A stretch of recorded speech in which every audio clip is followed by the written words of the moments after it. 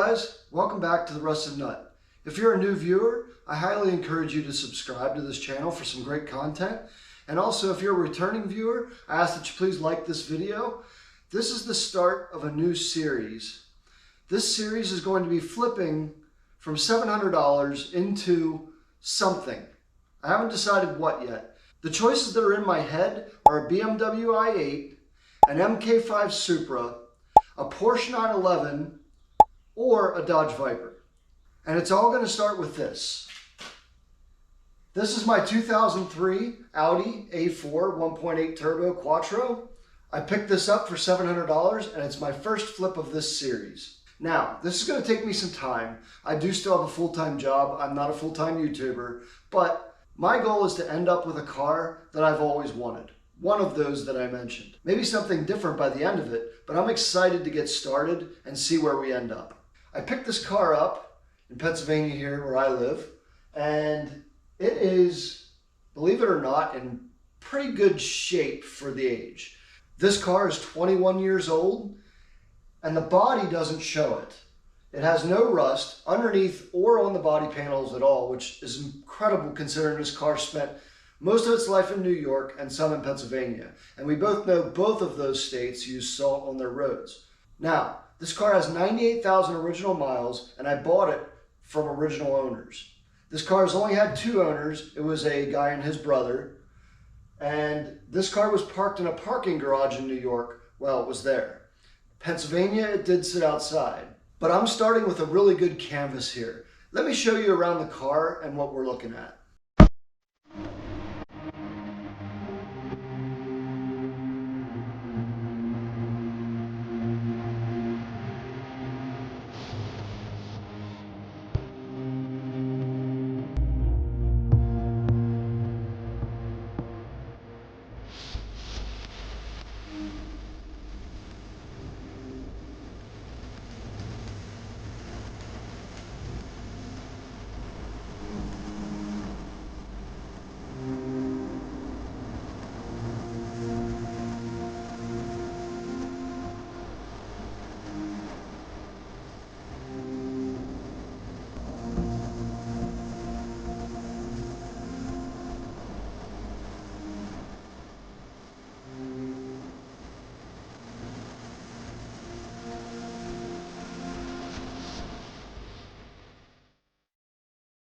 Now, one of the first things that I need to do is replace this dipstick tube.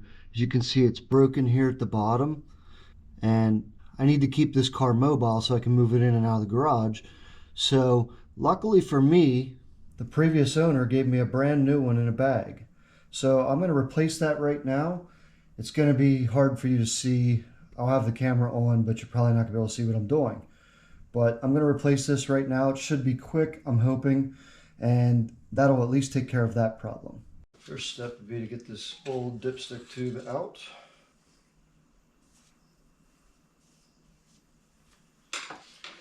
Get that out of the way. And to get the other piece out, which is down in there pretty good. Oh, I got it out and it fell.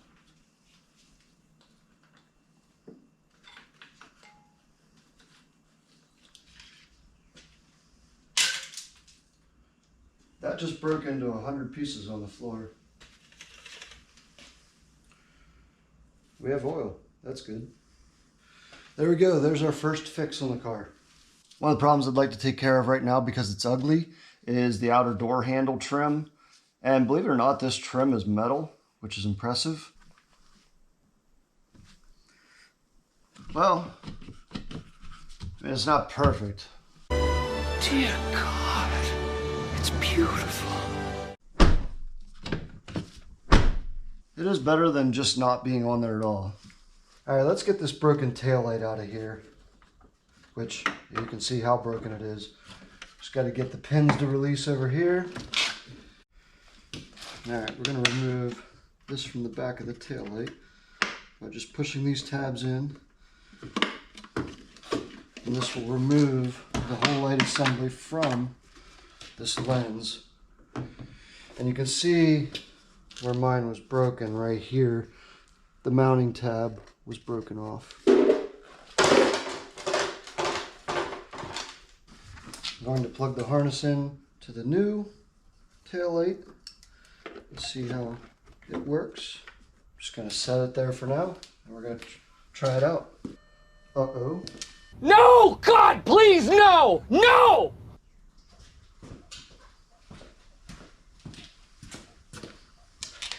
So it appears we have some lights not working. So let's pull this back out. We'll disconnect the back. I don't see anything blaringly obvious. We may have to check power to this, see what's going on here.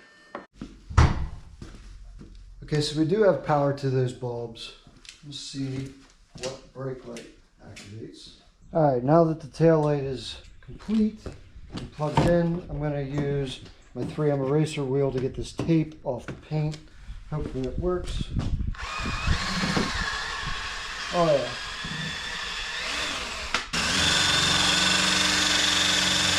Okay, it's time for a public service announcement.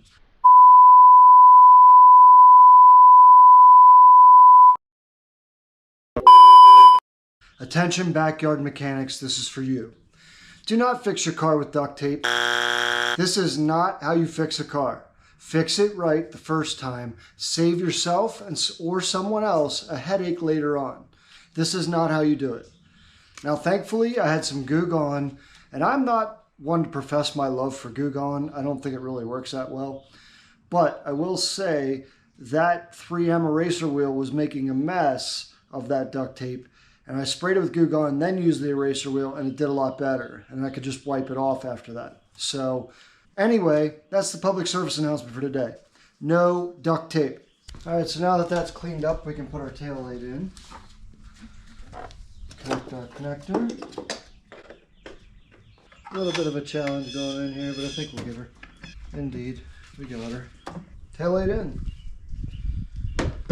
Success. All right, the next thing I'm going to do is work on this trunk lid. So you can hear that the actuator works, but it does not actually open the trunk. So I'm going to take this trim off, and we're going to see why it's not pulling the latch. We're going to start by taking the triangle holder off. Just pull the little tabs down. Get that off of there like that. Then we're going to get the cover off to the latch here. Just kind of wiggle it around a little bit. Okay, that was fun getting off of there. Next step is there's a screw under here by the grab handle. Just take that out. All right, we need to undo the cover here for our emergency latch. So after you get the cover off, there's a Torx screw right here you have to take out. It is a T25. Pull your handle off. Now the rest of this panel is held on by clips. And you need to feel in behind and push out. Put your hands close to the clips so you don't break them or break the glue off of them. These trunk springs just stay where they're at. So let's kind of pull a little bit. We'll feel where it's at. I'm going to use my trim tool to get in there. There's 1, 2, 3, 4, 5, and one more right there. There's the trunk trim. All right, so you can see what's happening here is when I press the button, it's pulling the latch, but it's not pulling hard enough. Now the solenoid for that is down here, and you can see these screws. Here's my problem right here. This screw came loose, and it is not sitting down in the adjustment anymore where it should be. So let's get that down, get it tightened up, and then we'll try this trunk out and see if it opens with the latch like it's supposed to. It's again another 25. Tighten this one up for good measure. Take a look, and I do believe we're going to pull hard enough now. So let's close the trunk. Hey, look at that. Our trunk lid now works. Sweet. Check another thing off. And then, of course, to put it all back together is just the reverse of how we took it apart. All right, from here, I'm going to move on to removing this bottom trim. It's bulged out here, and I want to see why. So this is actually not that bad to remove. There's only 2 screws that hold it in place. One is right here, and one is up here. So I'm going to remove the screws to it. Matter of fact, this screw's all but out on its own. Set that one there. And if this has been on here a while, we're going to just rock it back and forth a little bit to loosen it up. The way this works is it slides like that. Alright, so you can see these look like nail heads that stick out of here. That is actually what that trim sits in. And it sits in these grooves here. So when you put it back on, you got to make sure that those heads go back inside of there. I was a little worried taking this off. I heard something crusty under there. I thought it was rust, but it is not rust. It is actually spotless under here. So I'm going to close the door and see kind of what we got going on here. Looks pretty good. It might actually just need cleaned and put back on. So let's try that and see what happens. Actually, I just found the problem why it's sticking out like that is it has actually rusted away here and separated from the rest of the trim. It's actually just rust pieces inside of there, I do believe. Might be able to clean this out and actually straighten it. I'm going to grab a pick. Not the best design, Audi. Not the best design. I am too smart. S-M-R-T. I mean S-M-A-R-T. You can see how right here it just starts bowing out. That's why it wasn't sitting flush on the door. It does hold a lot of moisture in here, that's for sure. And a lot of garbage, too.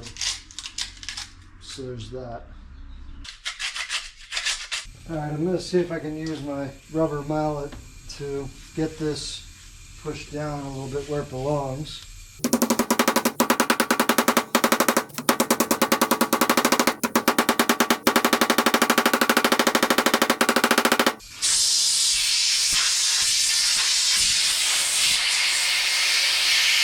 It looks a little better. See how it looks when we put it on the car. Let's give her a shot. It's not perfect, but it is better. I'm going to call that a success. Maybe not the biggest success I've ever had, but I will call it a success. Alright, the next thing I'm going to do is take out the radio because it's missing a button here. The FM button is wore off. And I happened to find a good radio out of a parts car, and I'm going to swap the faces out. Mainly because I know this radio works, and I didn't take the whole radio out of the other one. So the way to get this out is you have to use these keys that are specific for Audi and probably Volkswagen too, my guess. You take it and the flat side goes to the outside. There is a slot here, here, here, and here that these go in, and just you can hear them lock into place like that.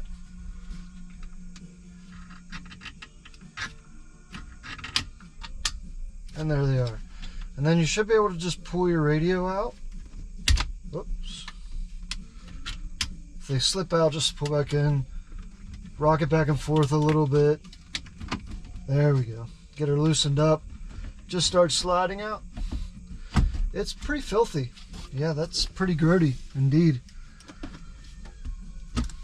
You're gonna take your antenna out of the back here. Your 3 connectors back here. Now I'm going to take the faceplate off of this radio. To get your keys out, you can just push down on this metal clip right here and maybe pull your key out. There, just like that. I also have new HVAC controls because the buttons are wore off on this. So I'm going to take that out next. And that should just slide out now. I'm going to use a key and get the shifter back where it belongs, so I have room to get this out, just like so. I'm going to use a screwdriver to push down on the tabs for the connectors behind the HVAC, and then just pop them out. I'm finding money all over the place in this car, so I think I've been paid back for the car now with all the change that's in here. Good stuff. The owner of this car was obviously a heavy smoker too. Thank goodness I have my ozone machine, and I'm going to detail the tire living crap out of this car, so it should look really nice. You can see the buttons wore off here. This looks horrible. It's covered in crap. Shit everywhere. And we're just gonna send that right to the trash. And we're gonna put this nice, beautiful HVAC control unit in its place.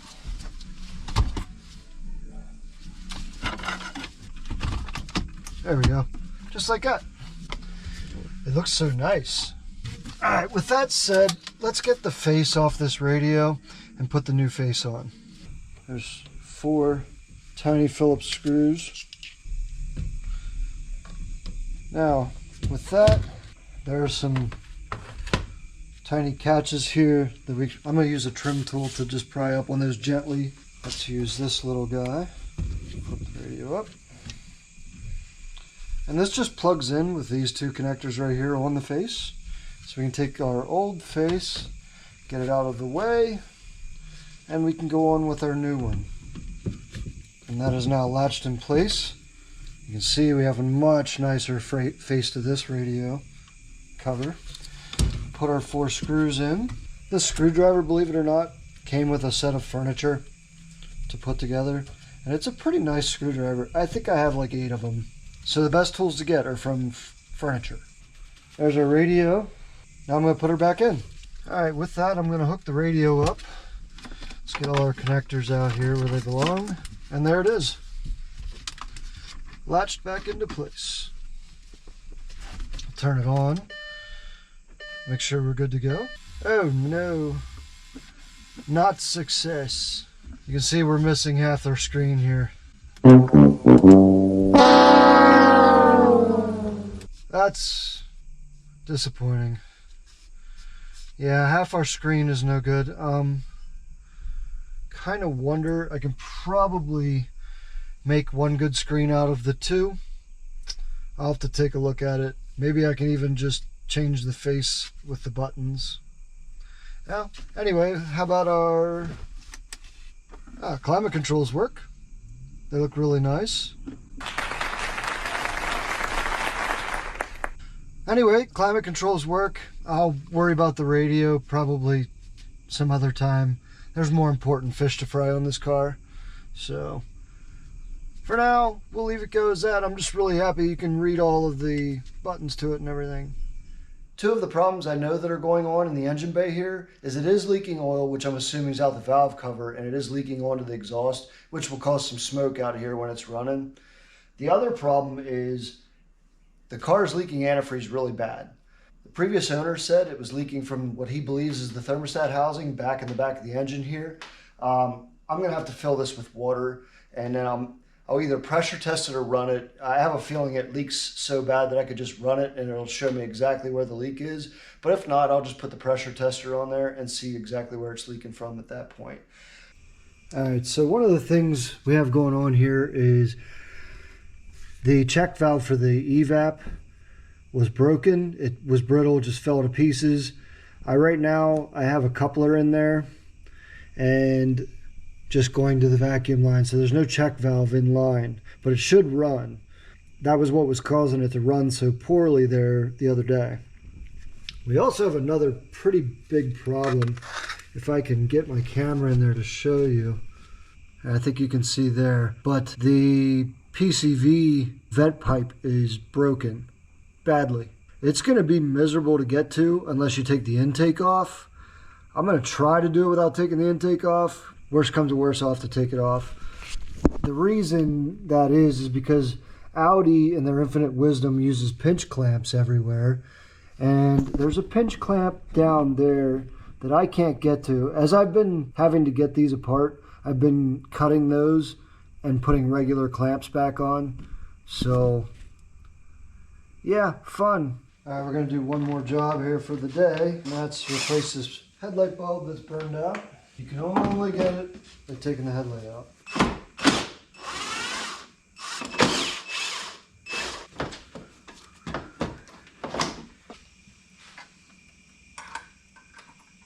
We say we try this headlight out and see how it works. Hey, look at there, we have a headlight. So these back bolts for the headlights do not need to come the whole way out. The headlight tabs are grooved so that you can take it out. You just have to loosen them up, which is good, that way you don't lose them. And back in with the headlight. So that's going to do it for this video. Do me a favor, please like this video and subscribe to my channel if you haven't already. That way I can keep this content going. This is going to be an exciting flip. The car's in pretty good shape considering how old it is. This car is 21 years old. But that's going to do it for now. I'll see you in the next video.